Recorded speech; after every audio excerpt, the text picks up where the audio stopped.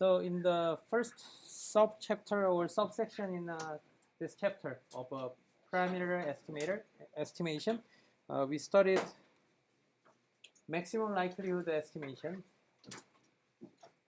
and the latter part, which is probably more than maybe 70% of this entire chapter 7, is about this interval estimate.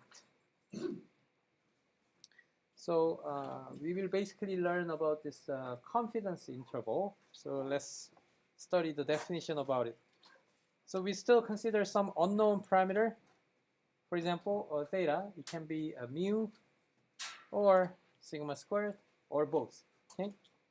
And then, so our estimate for this unknown parameter is basically given as this range. So we are giving some range, okay, as an estimate of our parameter. So for mu, and suppose the true mean or true mu value was 5, and then suppose our interval estimate was, for example, we think that mu is from maybe 4 to 8, right? So in this sense, in this case, so we gave this kind of range as an estimate that contains the true parameter mu, right?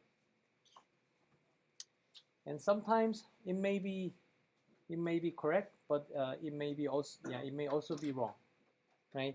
So we can think of some probability of this particular estimate or particular interval estimate containing the true parameter mu. Okay, so it is not always true that the mu is captured within this particular interval estimate that we have. Okay, so we can consider this kind of probability, and then let's consider that probability as maybe 100 minus alpha, where alpha was, for example, 5% or 0.05, and then we are considering 95%. Okay, so 95% of this interval estimate will capture the correct mu value. Okay, and this kind of probability is called a confidence level, and if we want to have a higher confidence level, which means we want to capture like with the higher chance, we want to capture the true parameter by using our interval estimate, and then naturally this kind of range should be bigger so that we can capture larger or more more number of situations.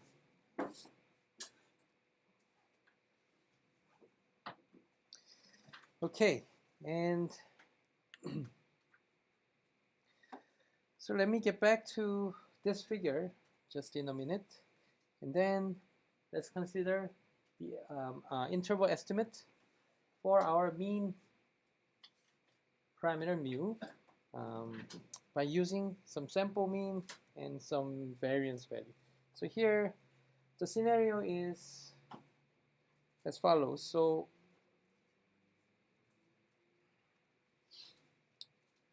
we consider some IID kind of observation which forms a one sample.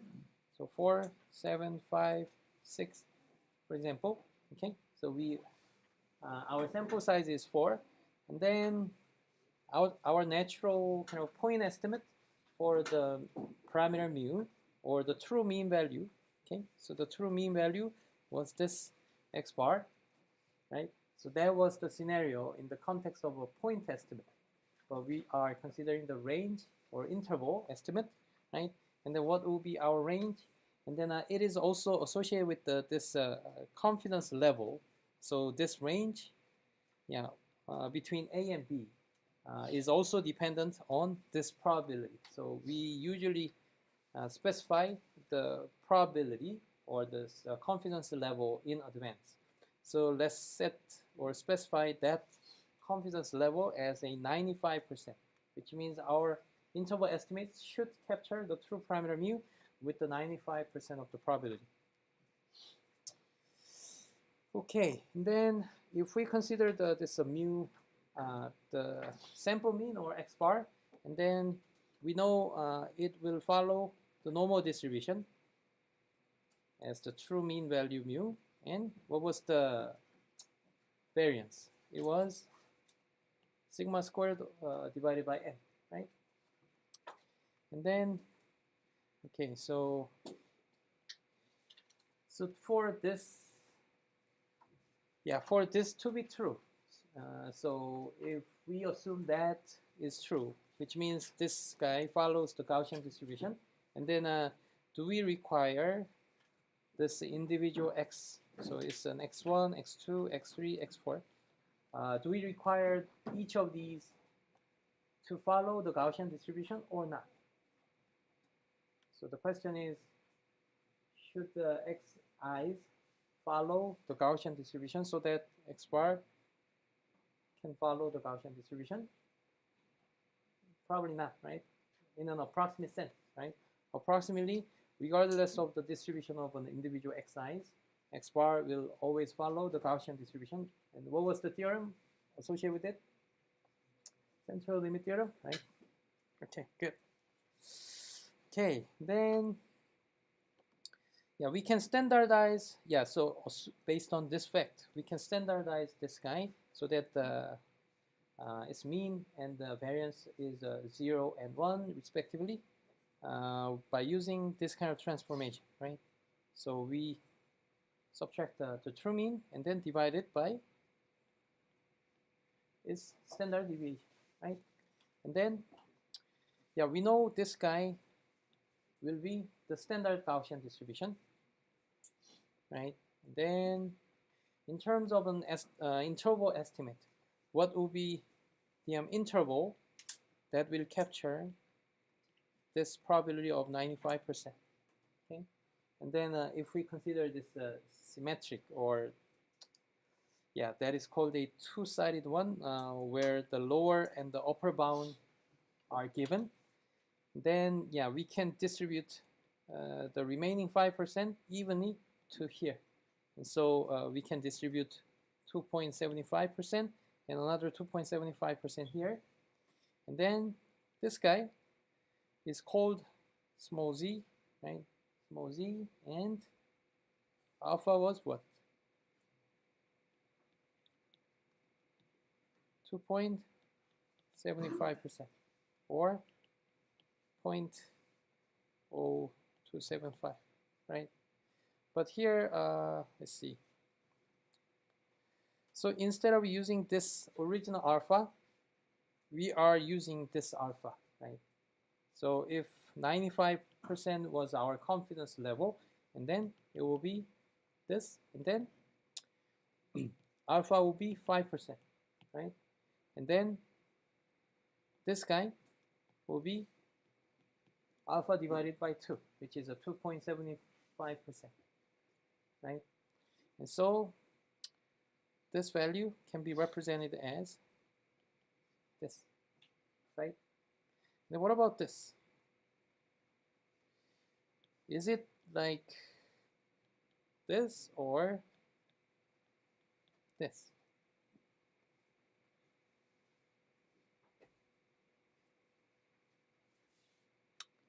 Or specifically,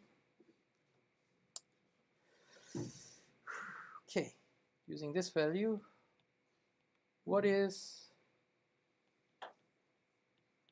this value and what is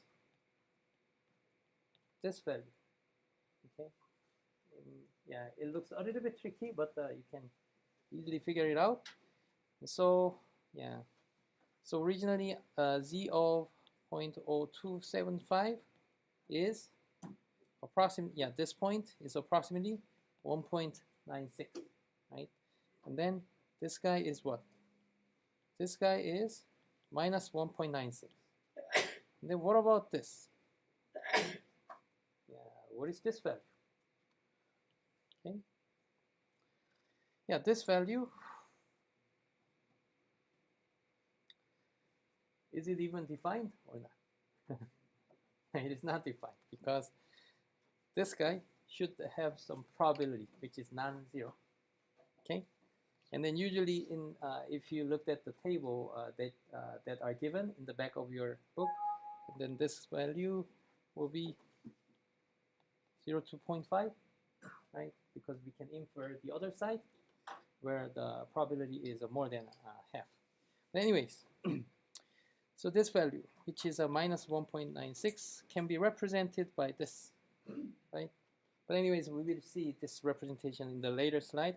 But anyways, yeah, let's start with this representation, which is a z, and this guy is corresponding to this, and then minus 1.96, and then this range will have the probability of 95%.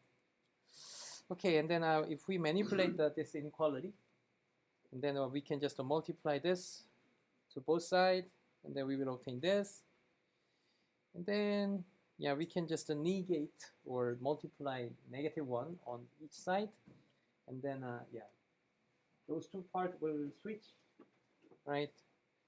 This guy will come here, and this guy will go there, right? But with the negative sign, because we multiplied with the -1. And then finally, we add this sample mean to each of the side, and then we obtain this inequality, which is about the mu, which is a true parameter. And yep, so still the probability is this guy, and then this mu of the probability of mu being in this range will be 0.95, right?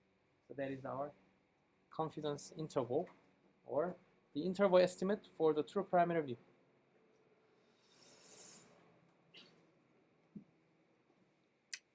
Okay, and in short, yeah, this range can be represented by this. And then do you know the difference between this guy and this guy? The same thing, but with the bracket. Do you guys know the difference?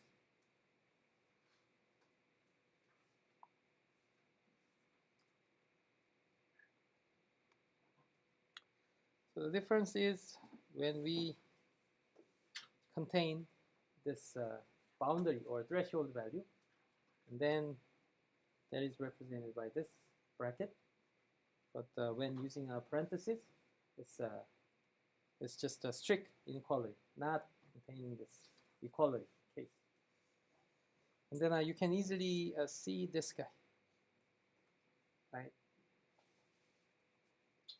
And so yeah, by using this representation, suppose you want to represent some non-negative real number,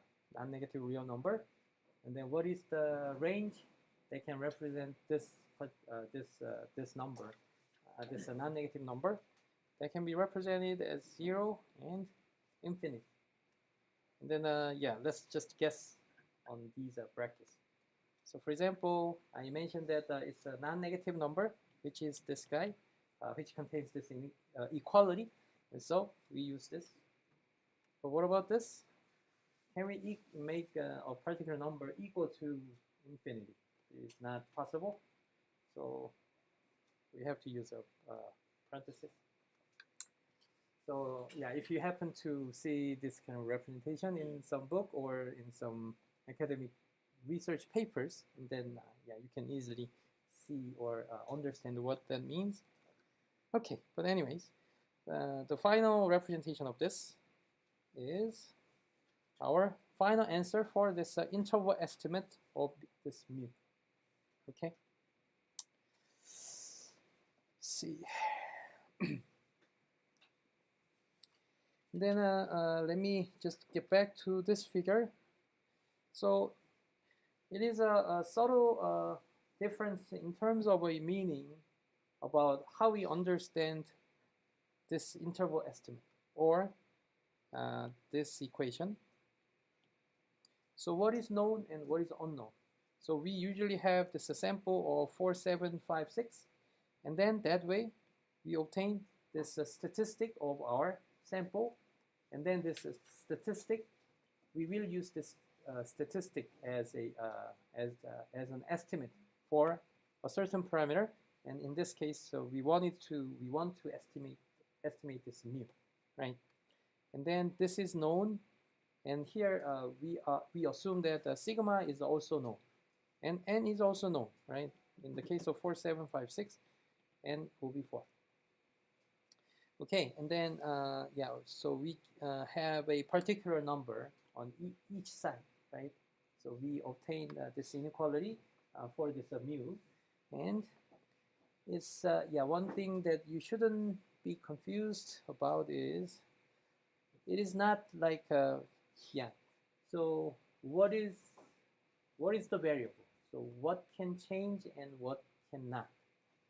So does x bar change or does mu change? So suppose you obtained this sample, but in my case, I obtained my own sample, and my sample was 5564. And then this will be another sample, and depending on the sample that you obtain, which was a kind of random sample, right? And then that will change this value x bar. But in both cases, this mu is considered as a fixed constant. So that guy, yeah, that guy does not move at all, right? The only moving part is this x bar, okay? And then, yeah, so you shouldn't think of this equation in a way that, so it is not true that mu is actually moving or mu is a variable, and then mu, yeah, mu is changing within this range, but what's changing is this range. Okay, so yeah, back to this figure. So in all cases, suppose mu, the true parameter, although we do not know about this exact value, but this value will be a constant, which is a fixed value, right? And then the question is, based on this equation, so in this case, x bar was maybe 4.5, and then in this case, it would be 5, right? And then again, this is a constant and a known value, which we assumed, yeah, that way. And then n is also known. And then this range will change depending on this sample mean value. And then depending on your sample, this range will change, right? And then what is the 95% of the probability? So that is, okay, so the interval estimate is how you obtain your interval estimate is based on a particular function. So you can just plug in the value of this x bar and sigma and n squared, right? And then depending on that, the range will change, right? And then suppose we we are 100 people, and then we do, each of us will obtain like these 4 samples or 4 observations that will form each sample, and then each guy will have a different range, right? And then 95 people out of 100 will properly capture the true mean value within his or her interval estimate, okay? So we will just submit all the different answers based on our different sample, right? Then like 95% of people will capture the true primary mu, and 5 people will not be able to capture that value. Okay, so again, mu is fixed one, so mu is not a random variable.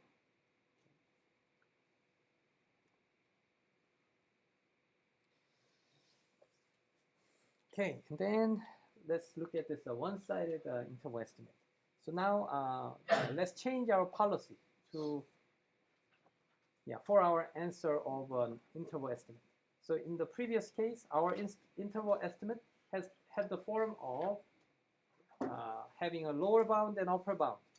in the both bounds are given as our answer. But what if we want to give some answer like the true parameter mu is maybe less than 3, and then I think that the probability of this being true is 95%. Okay, so here the form of our interval estimate is having this form, where the lower bound, in the lower part, it is unbounded. So which means like this. Okay. So in this case, yeah, it is also straightforward. Let's see.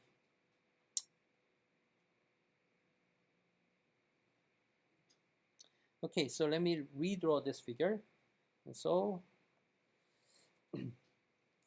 still this value will follow the Gaussian standard normal distribution, right?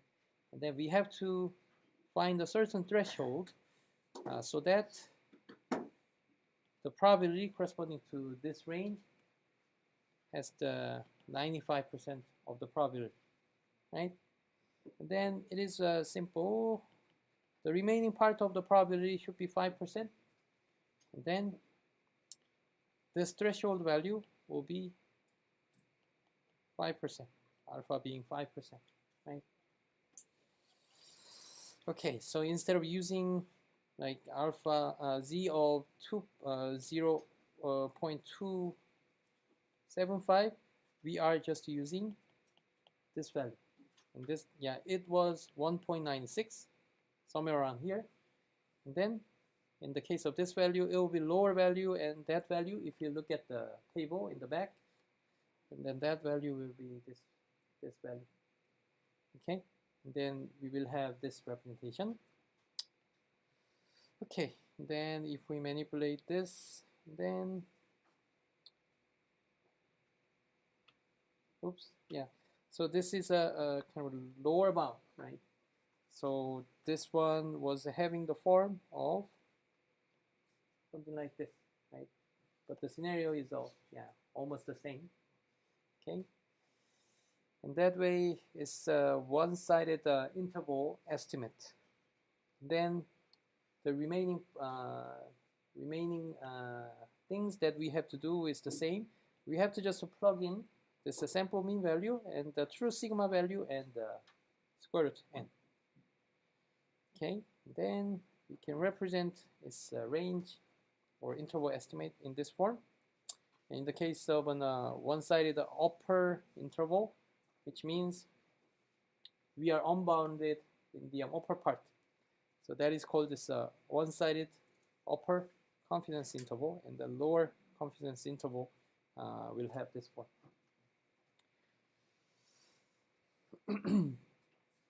Okay, and then by using the notation of z, so we know what this z means, and the lowercase c means, right?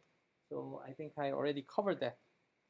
So if we want to ensure or guarantee like 95%, okay? No, it is a definition. So we want to have a 95%, and then alpha should be 5%, and then this one should be distributed evenly. And that way we obtain this threshold value as this form.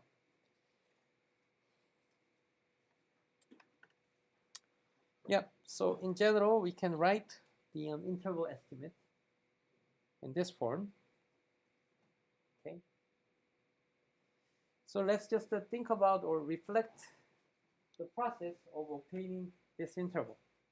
So we are given our sample, like 4, 7, 5, 6, and then we will obtain x bar. And then sigma or sigma squared will be known in advance, so that is the assumption. And then also n is known. In this case, it will be 4. And then we just plug this value in, and then where are this guy coming from? So this guy come from the standard normal distribution that originally this guy follows, right? And then here also there is a kind of variable, small variable, which is an alpha, right? So alpha was associated with our confidence level. So if we want to have an interval estimate corresponding to 95% or 99% and so on, then that will change this z value. So if we want to have a larger confidence level as maybe 99%, then alpha will be 1%. And then in this case, in the case of Gaussian distribution, this part should be smaller. So this part should be half, 1/2%. And so this z value will be push it towards the right. And thus, this interval estimate will have a larger width if we want to have larger confidence level.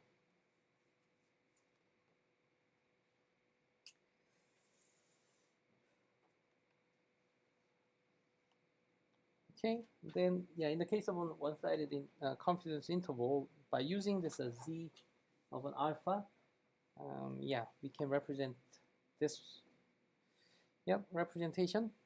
That way we obtain this confidence interval as a one-sided upper or lower confidence interval.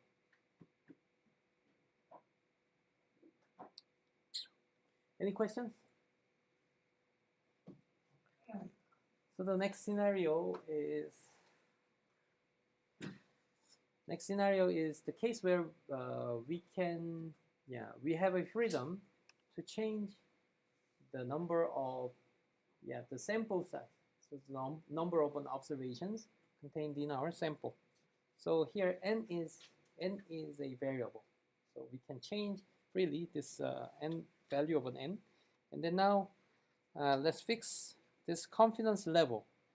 Here in this case, we fixed it as a 99%. And then we consider like a two-sided interval estimate.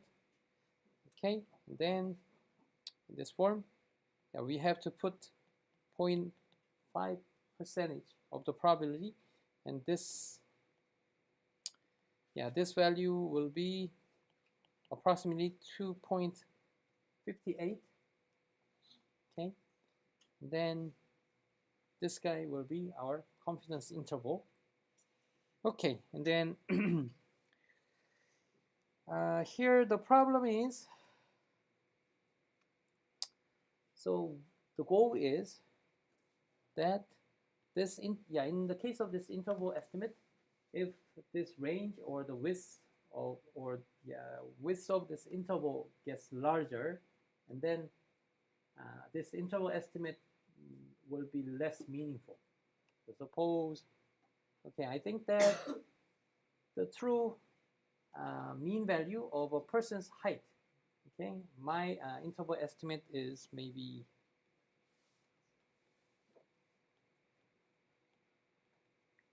this interval estimate, and another guy gave his or her own interval estimate as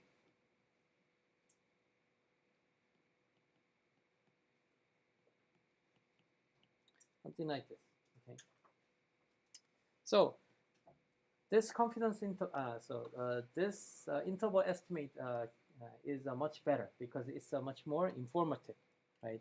It means I think that the mean value is falling in a much narrower region. So that is a kind of a more kind of confident answer, or more kind of informative answer, rather than this guy, right? So in the extreme case, suppose our interval estimate is something like this, right? So in that case, that will be true for any kind of parameter value, but at the same time, that doesn't give any information about where this true parameter mu will be, right? So this width of an interval is a kind of something related to the quality or the how informative about how informative our estimate is. Okay, so let's consider the width of this interval estimate, and then it's just simply the difference between the two, which is this guy. So it will be cancelled out, and then this guy will be doubled. So that way we obtain this width or the length of our interval estimate. And then suppose we want to have this length to be, maybe 10 centimeter in the case of estimating the person's height, okay? Or in some scenario, I want this length or width of an interval to be less than 0.1, okay?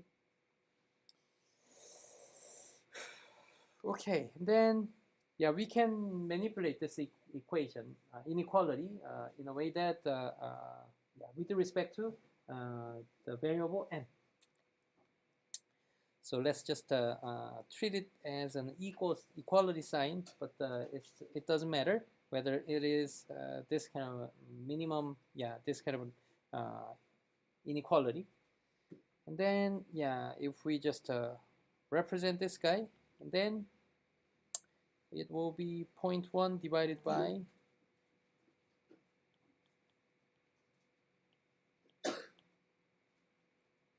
right? So I just moved it to the other side, and then I divided it by the other, with the other side. And so in this case, n will be something like this, right? So it means we have to at least have this number of sample size in order to guarantee at least this kind of length or width of an interval as a kind of a maximum length. Okay, so if it is a smaller, then it will be better. But if it gets a smaller, and then accordingly we will have to have a more number of sample size.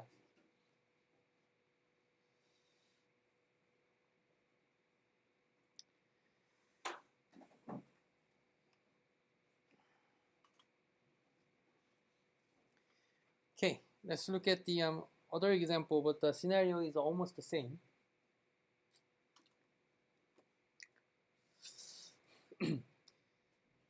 Okay, so here we have an unknown mu, unknown parameter, or the true mean value of mu, but the standard deviation is known as a 0.3, and then we want to have a 95% of the confidence level, and we want to have this kind of interval range, which means our interval range should be this guy, less than 0.1. Okay. Okay, and then we will use this interval estimate that we previously obtained, and then it is corresponding to the 95%, and then we just simply double this up. That will be the length of our interval estimate, and then this guy should be less than 0.1, right?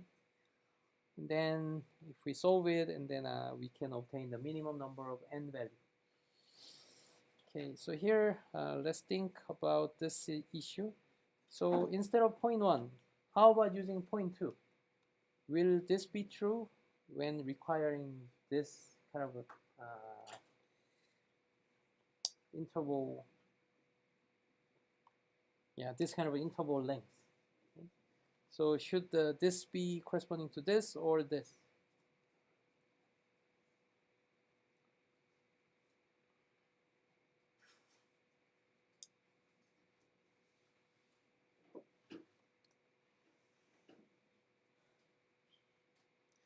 Okay, so suppose our interval range, interval estimate was something like this, 3,5, which means mu is like this, okay? So this is our interval estimate. But here, what is the error? What is the maximum error? Yeah, of course, it can be thought of as 2, because that is simply the length of this interval estimate, right? But here, how we understand this is, in this case, we still think of some kind of a point estimate, and then what will be the single value as your estimate, as your point estimate when you obtain this interval estimate. It will still be the middle value, because that will be the representative value. the single representative value when given this interval estimate, right? So that will be, of course, like 4. And then using this center point, what will be the plus minus error? And that will be something like this. So this interval estimate can be represented as something similar to point estimate with some error. So that way we use this 0.1 here instead of using 0.2.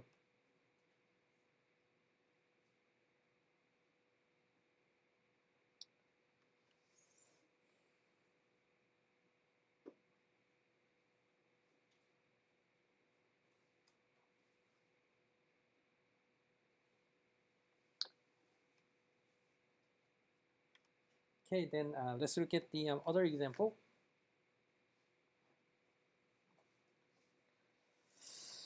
So our sample size is 100, and then the average salary or the sample mean is found to be this value. And the standard deviation is known in advance, so that is assumption, and then that value is this guy. And then what is the 90% of the confidence interval of the true mean salary? And then in this case, we have a 10% as an extreme value, and then we have to have a 5% here and also 5% here, right? And then this value is corresponding to this guy. Okay, then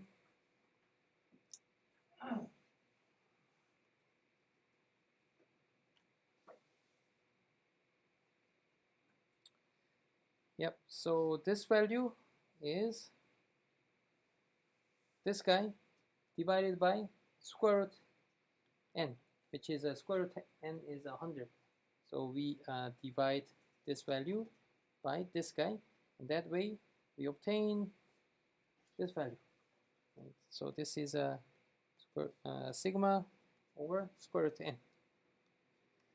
So as a result, this guy is an answer. Any questions so far?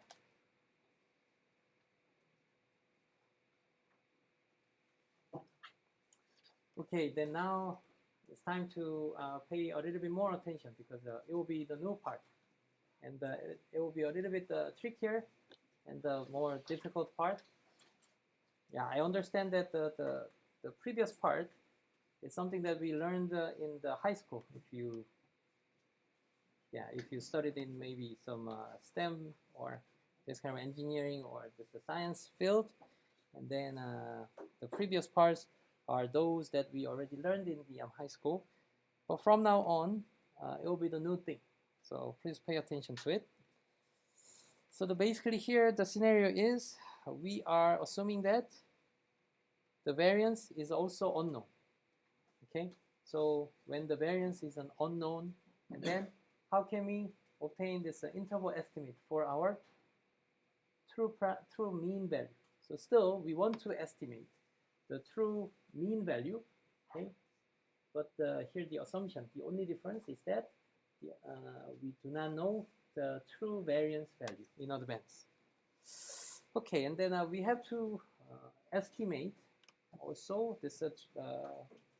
We have to estimate this variance value as well, because that is simply unknown value. Okay, and so instead of using this representation that we used in the previous case, where this variance is a known value, but we just plug that in with our sample standard deviation. So what was that? What was this guy? So this was called a sample variance, right? So if we obtain maybe 4, 7, 5, 6, and then we first obtain or compute this x bar, and then we compute this guy, and then square it, and then sum them up, and then finally divide it by n minus 1, which is a 3 in this case, because n was 4. And then this was called as a sample variance, and then that was that can be used as an estimate. I mean the point estimate for our true variance, right? So as it is, that is a one particular statistics, right, from our data, right? And then we use this statistic as an estimate for our true variance value, sigma squared. Right? So that is the story. And then, so that is also a function of, that is basically a function of random variable, and thus that is also a random variable which has its own kind of distribution, right? But then that's the expectation value of this function of the random variable, or the expectation of this s squared, was the same as the true variance value sigma squared, right? So that was the story behind this unbiased estimator. Okay, so far so good, right? And then we also learned that what kind of distribution or what kind of random variable is this s squared. So that was something that we learned previously. And yeah, so this guy was,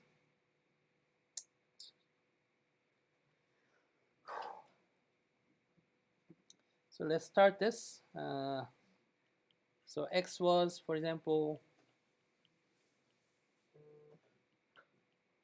mu and sigma squared. So let's suppose this assumption, and then let's consider this x minus mu, xi minus mu, and sigma squared, and then we just sum them up over I.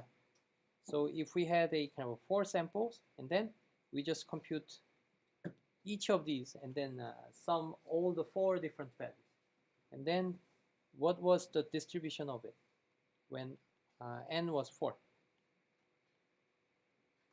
What was the distribution of it? What kind of random variable is it?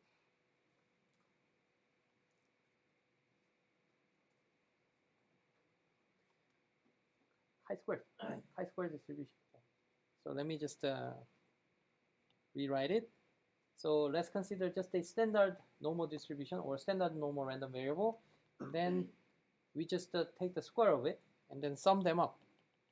I mean, among the independent standard Gaussian random variable as 4. And then that was following the chi-square distribution where the degree of freedom was what? 4, right? Okay. And then what about this? How can we make this sample variance to follow this chi-square distribution? What form of this s squared will follow the chi-square distribution? I mean, we are just reviewing what we learned previously. So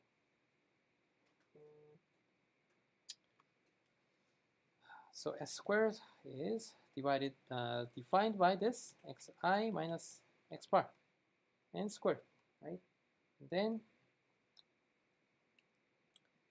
so we have to, here we have to have an assumption that xi's are following the Gaussian distribution.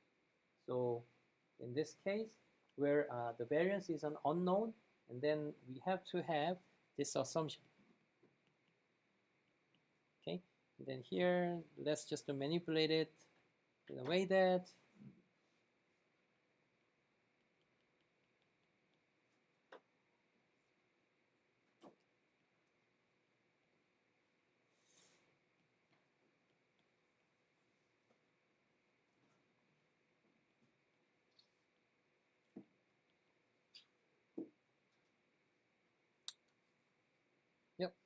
okay. So I just made, or I just converted or changed it, our xi's as a kind of a standard random variable, standard normal distribution, just like this. Okay. So here the difference is this guy was used as a sample mu, which is a kind of a approximate version of mu.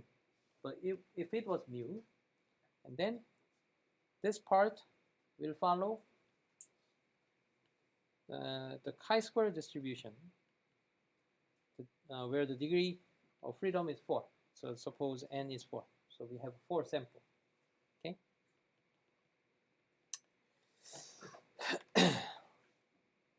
Yeah, so far so good, right? But we instead of using this mu, and then we will use this x bar. And then what did it follow? What kind of distribution did it follow?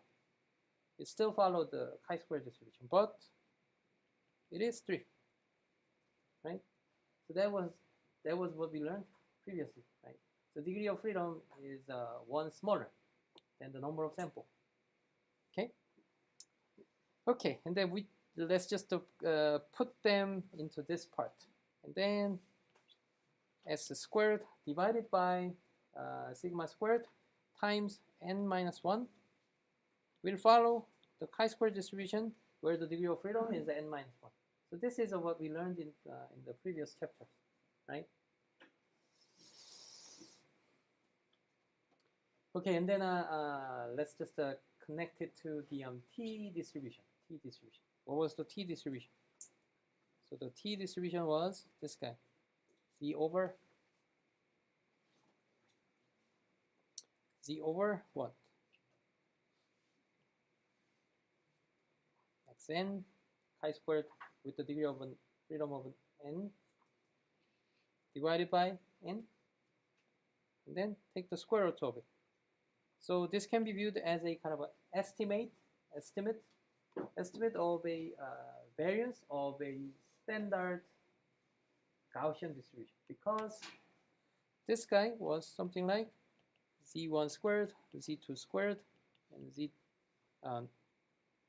z3 squared, and z4 squared, and then we divide it by 4, and then each of them, I mean the mean value of each of them will have sigma squared, because it has a 0 mean, right? It has a 0 mean, and so it can be viewed as z1 minus 0 to the power of square, squared, and so on. And then also these zi's are following this standard normal distribution, so we can put the 1 here. Okay, so each of them, and then just summing them up and then divided by the total number of this Gaussian random variables, and then it can be viewed as a kind of empirical estimate of our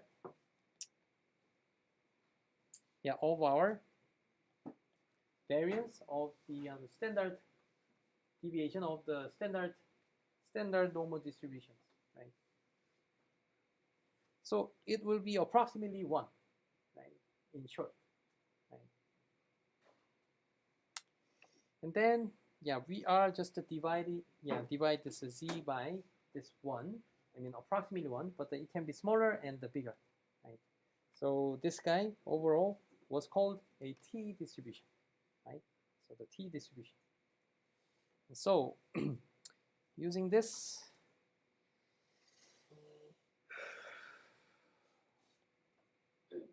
we have this, right? We have this. And then in this part, let's consider this denominator. And then this denominator is just simply the square root of chi-square distribution divided by the degree of freedom, right? And then this guy has the degree of freedom of n minus 1, okay? And then this guy divided by n minus 1, where we can cancel it out, okay? And suppose this guy was put in here, and then this guy will work as something like this part in our t distribution, right? So again, this part will work as this part, right? Okay, then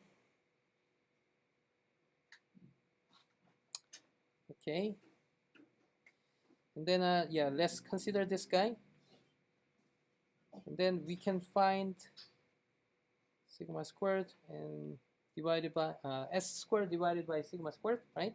And then we just cancel it out, and then we put or leave this s in the denominator, and then we bring this into here, into the numerator. Okay, and then oh no, it was originally not here, right? It was originally not here, and so we have to introduce sigma in both of the denominator and the numerator, so that we can have this guy to be the chi-square distribution divided by its degree of freedom. Okay, and then this remaining part will become the standard normal distribution. Standard normal distribution. And why?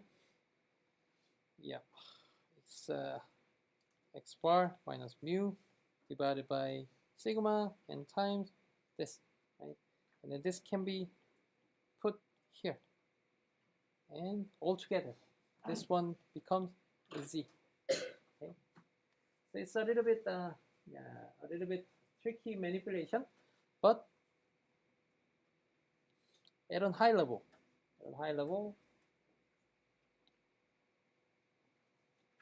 if you form this,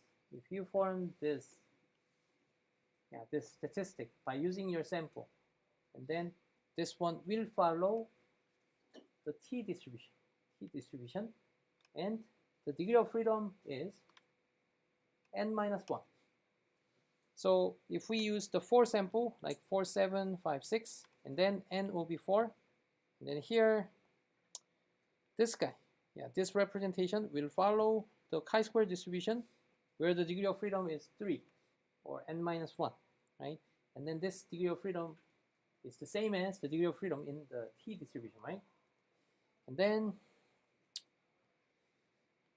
the conclusion is this guy will follow the t distribution with the degree of freedom of an n minus 1.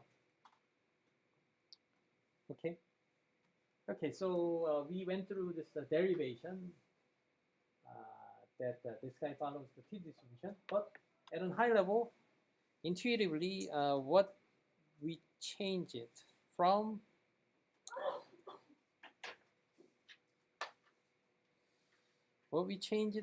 this representation. Okay,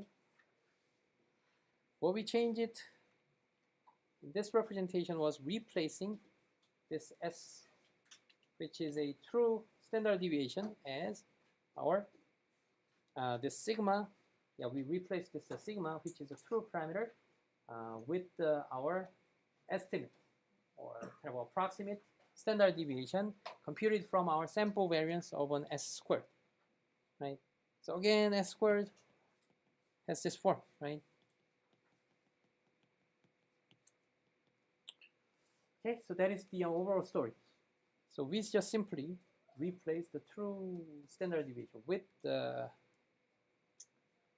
with this sample standard deviation, and then magically this guy used to follow the standard normal distribution, but if we replace the sigma with our estimate of the sample standard deviation, and then that random variable will follow the t distribution. Okay, so this guy follow this Gaussian distribution, but if we replace this guy with the s, and then it will follow the t distribution, and then t distribution had a little bit thicker tail, right? So that was one interesting property of this t distribution, right? But still, we know, or we fully have the full table that describes the shape of this t distribution, and then it's a matter of using a different table, okay, whether it is a Gaussian or the t distribution. Okay, so this is probably the most trickiest part in this chapter,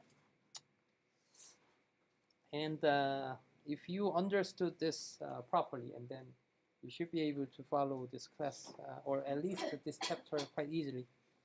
Okay, then this guy will follow, when having a 95% of the confidence interval. And then we now use a t distribution. And then in the case of two-sided interval estimate, this value should be 2.5%.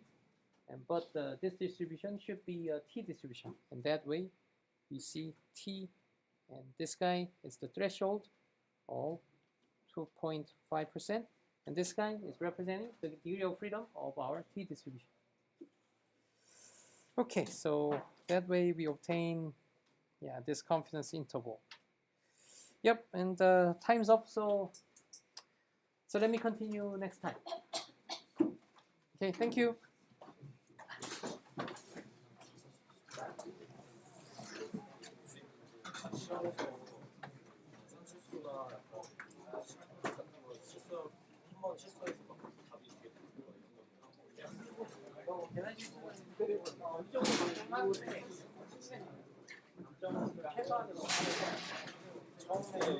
처음에 쓴 시기 맞으면 중간 풀어주면은 뒤에 답자ችን 틀리지만 이제 과정이나 이런 거 맞거든요.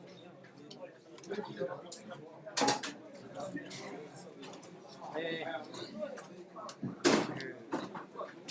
저희가 이제 고등학교에서 배우는 문산을 가정을 하고 표본 문산을 알고 있는데 원래 문산을 배웠다 보니까 저희가 앞으로는 뭔가 실험 같은 걸 할 때는 저희가 했던 그 Z 분포를 다 쓰는 거예요. 네, 그러니까 실질적으로는 시그마를 우리가 모르면은 T 분포를 더 많이 쓰게 돼요. 그러면 이거 결국은 그 자유도 따라서 T 분포로 대치가 네. 원래 S 제곱이 이것 때문에 맞춰서 정리를 한 거예요. 네, 그렇다고 볼 수 있어요. 네, 그렇다고 볼 수 있어요. 네, 그렇게 정의를 하니까 그게 뭐 unbiased estimator이기도 하고 시그마에. 그다음에 또 이 뒤쪽의 스토리들이 다 이렇게 좀 잘 맞아 떨어지는 거죠. 저 이번에 제가 과제를 너무 안 돼가지고 제가 과제를 너무 안 돼가지고 점수를 많이 나왔어요. 아, 그래요? 뭐 늦게라도 좀 내지 그래요. 네. 네, 그래요.